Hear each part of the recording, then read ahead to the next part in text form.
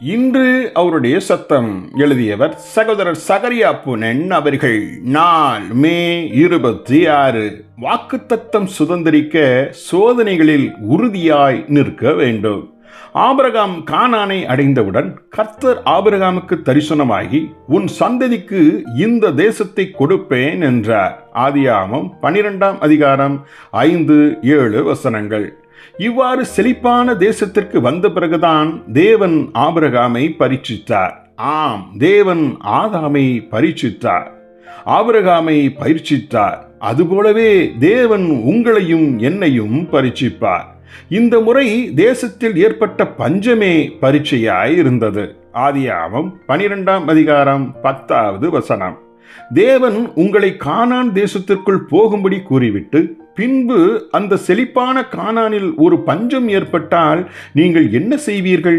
அவ்வேளையில் உங்கள் உணர்வின் எண்ணங்கள் சொல்வதை வைத்து ஜீவிப்பீர்களா? அல்லது தேவன் உங்களுக்கு தம்முடைய ஆவியின் மூலமாய் உங்களுக்கு சொல்வதை கேட்டு ஜீவிப்பீர்களா? இவ்வித சூழ்நிலையில் இயேசு எப்படி இருந்தார் என்பதை கூறும் ஓர் அற்புதமான வசனத்தை கேளுங்கள். அவர் தமது கண் கண்டபடி நியாயம் தீர்க்காமலும் தமது காது கேட்டபடி தீர்ப்பு செய்யாமலும் இருப்பார் என்றே வாசிக்கிறோம். ஏசாயா 11ஆம் அதிகாரம் 3-4 வசனங்கள். ஆனால் மனுஷனோ இயேசு காண்பிக்கும் இந்த வழியின்படி செய்வதில்லை. கானானில் பஞ்சம் என நம் செவியினால் கேள்விப்பட்டவுடன் அல்லது அதை கண்டவுடன் நம்முடைய கண்களும் நம்முடைய காதுகளும் என்ன சொன்னதோ அதை வைத்தே நம் சாமர்த்திய மூளையினால் உடனடியாக ஒரு தீர்மானத்தை எடுத்து விடுகிறோம். ஆம், நாம் உடனடியாக கானான் இப்போது வசிக்க தகுந்த ஒரு இடம் இல்லை என்றே தீர்மானித்து விடுகிறோம். அந்த இடத்தை விட்டு சென்று விடுவோம். இவ்வாறு நம்முடைய சொந்த உணர்வுகளை வைத்தே நாம் ஜீவிக்கிறபடியால் தேவனை ஆலோசிப்பது இல்லை. நம்மை போலவேதான் ஆபிரகாமும் செய்தார். ஆபிரகாம் எகிப்து தேசத்தில் தங்கும்படி அவ்விடத்திற்கு போனான்.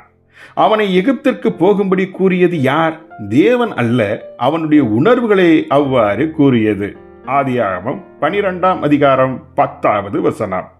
ஒரு மனிதனை பஞ்சகாலத்திலும் பாதுகாத்துக் கொள்ள தேவனால் முடியாதா? நிச்சயமாய் முடியும். கர்த்தரை தன் நம்பிக்கையாக கொண்டிருக்கிற மனுஷன் பாக்கியவான். அவன் மலை தாழ்ச்சியான பஞ்ச வருஷத்திலும் வருத்தமின்றி தப்பாமல் கனி கொடுக்கிற மரத்தை போலிருப்பான் என்றல்லவா வேதம் கூறுகிறது. எரேமியா 17ஆம் அதிகாரம் 5-8 வரை உள்ள வசனங்கள்.